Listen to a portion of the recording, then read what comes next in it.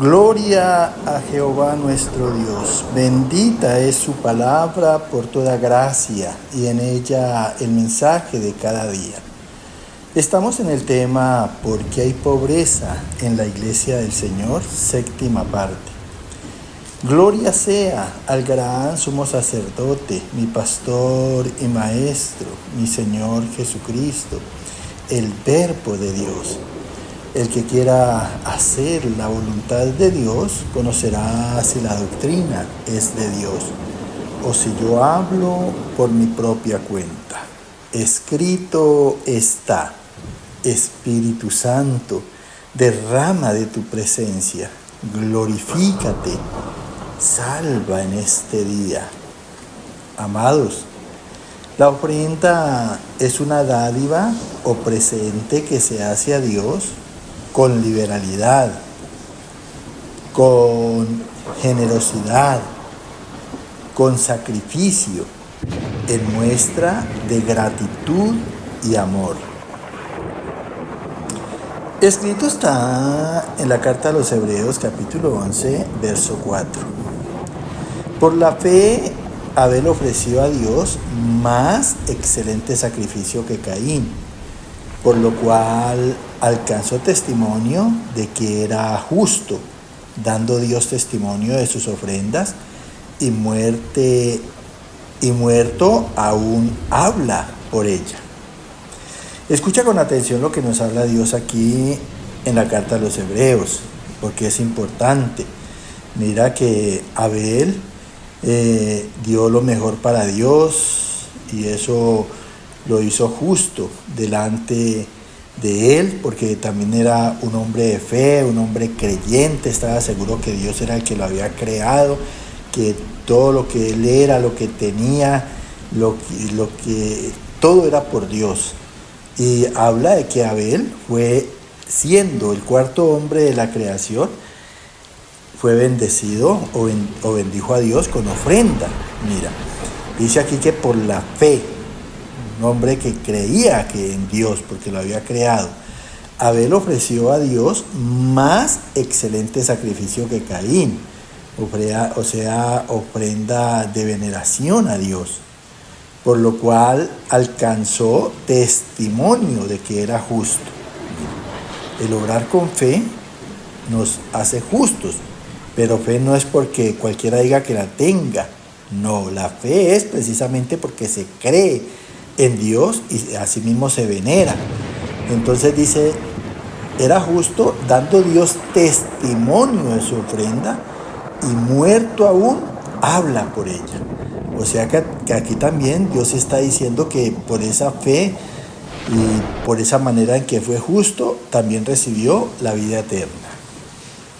Escrito está en el Evangelio de San Juan, capítulo 8, del 12 al 14 y verso 20. Otra vez Jesús les habló diciendo: Yo soy la luz del mundo. El que me sigue no andará en tinieblas, sino que tendrá la luz de la vida.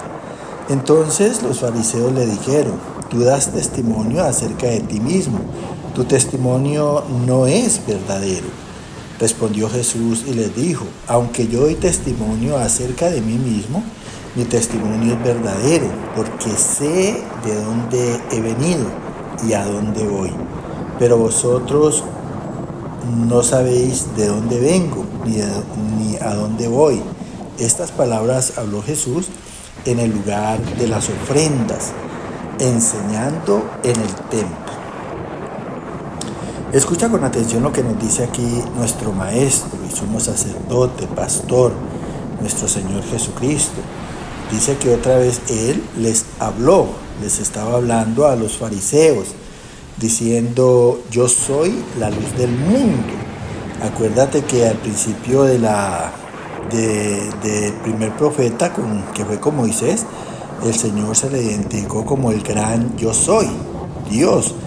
Y cuando dice que la luz del mundo, porque Jesucristo también es Dios, o sea que la luz de Cristo es el que nos abre los ojos del entendimiento y nos da inteligencia, para que así mismo recibamos la revelación de todas las cosas. Dice: el que me sigue, le dice Jesús, dice, no andará en tinieblas, no andará en la ignorancia, no andará en confusión, sino que tendrá la luz de la vida. O sea, en Cristo va a recibir un buen modo de vivir, un buen modo de comportarse. Entonces los fariseos le dijeron: tú das testimonio acerca de ti mismo, tu testimonio no es verdadero. A lo que respondió Jesús y les dijo: aunque yo doy testimonio acerca de mí mismo, mi testimonio es verdadero, porque sé de dónde he venido. Venía de Dios, es la palabra de Dios, y a dónde voy. Y así como bajó del cielo, así mismo iba a ascender al cielo. Pero vosotros, le dice nuestro Señor Jesucristo, no sabéis de dónde vengo ni a dónde voy. Estas palabras habló Jesús en el lugar de las ofrendas, escúchalo bien, porque precisamente Él fue el que cambió la ley, Él fue el que dio la gracia. Entonces ahora no son diezmos, dice ofrendas, y esto lo enseñaba Él en los templos, porque enseñando en el templo. Escrito está en el Evangelio de San Marcos, capítulo 12, verso 41 y 42. Estando Jesús sentado delante del arca de la ofrenda, miraba cómo el pueblo echaba dinero en el arca, y muchos ricos echaban mucho. Y vino una viuda pobre y echó 2 blancas, o sea, un cuadrante. Aquí vuelve y nos habla nuestro Señor Jesucristo. Dice que estando Él sentado delante del arca de la ofrenda, el arca de la ofrenda equivale a, como hoy la gente que tiene plata, pues equivale como a una caja fuerte, en donde guardan el dinero. Entonces los seguidores de Dios pues se llama arca, allí donde se ministran las finanzas del Señor. Y miraba cómo el pueblo echaba dinero en el arca, y muchos ricos, escúchalo bien, porque es que cuando se hagan las cosas como Dios las manda, mejor dicho, los ricos van a querer pertenecer a las iglesias cristianas. Por eso aquí dice: y muchos ricos echaban mucho. Escúchalo bien, ese mucho equivale a más del 10% en las ofrendas. Y vino una viuda pobre y echó 2 blancas, o sea, un cuadrante. Mira, una señora que vivía escasamente y echó 2 blancas, o sea, un cuadrante. Echó todo lo que equivalía a un jornal, a un diario en dinero, y echó prácticamente que el 100% de ese jornal. Mira, aquí da a entender claramente que las cosas de Dios se hacen con liberalidad y con generosidad, y que no son diezmos sino ofrendas. Inclusive Dios da esa liberalidad, Dios da esa generosidad, Dios da la bendición económica para que verdaderamente la casa de Dios sea bendecida abundantemente. Escrito está en la segunda carta a los Corintios, capítulo 12, del verso 2 al 7. Conozco a un hombre en Cristo que hace 14 años, si en el cuerpo, no lo sé, si fuera del cuerpo, no lo sé, Dios lo sabe. Fue arrebatado hasta el tercer cielo, el paraíso, donde oyó palabras inefables que no le es dado al hombre expresar. De tal hombre me gloriaré, pero de mí mismo en nada me gloriaré, sino en mis debilidades. Sin embargo, si quisiera gloriarme, no sería insensato, porque diría la verdad. Pero lo dejo para que nadie piense de mí más de lo que en mí ve u oye de mí, y para que la grandeza de las revelaciones no me exaltase, desmedidamente me fue dado un aguijón en mi carne, un mensajero de Satanás que me abofetee para que no me enaltezca sobremanera. Qué importante. Pablo es un hombre de testimonio, se puede decir que el mejor apóstol en ese tiempo. Y dice aquí Dios en boca del apóstol Pablo, dice: conozco a un hombre en Cristo, escúchalo bien, en Cristo, en el carácter de Cristo, en la enseñanza de Cristo, en la manera de Cristo, que hace 14 años, si en el cuerpo, no lo sé, si fuera del cuerpo, en el espíritu, no lo sé, Dios lo sabe. Escucha, fue arrebatado hasta el tercer cielo.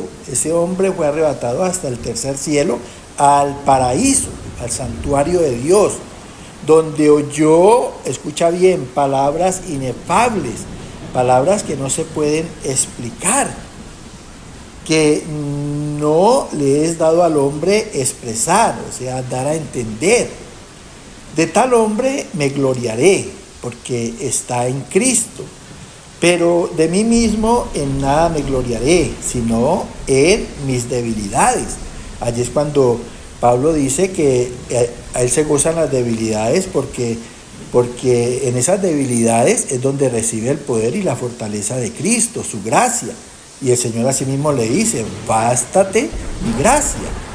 Sin embargo, si quisiera gloriarme, no sería insensato, porque diría la verdad en esa gloria que tengo de Dios, pero lo dejo para que nadie piense de mí más de lo que en mí ve u oye en mí, y para que la grandeza de las revelaciones que le ha dado Dios no me exaltase desmedidamente, o sea, no lo engrandeciera volviéndolo impetuoso y propasado.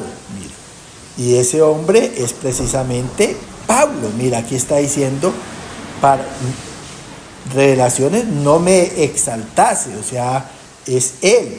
Me fue dado un aguijón en la carne, o sea, aguijón se refiere a Pablo porque él pasó por muchas tribulaciones, un mensajero de Satanás, o sea, una aflicción permitida por Dios a través de demonios, que me abofeté para que no me enaltezca sobremanera, para que no me engrandezca desmedidamente. Y este hombre, vuelvo y te digo, fue Pablo. Mira, subió hasta el tercer cielo, al paraíso, y allí oyó de Dios muchas revelaciones.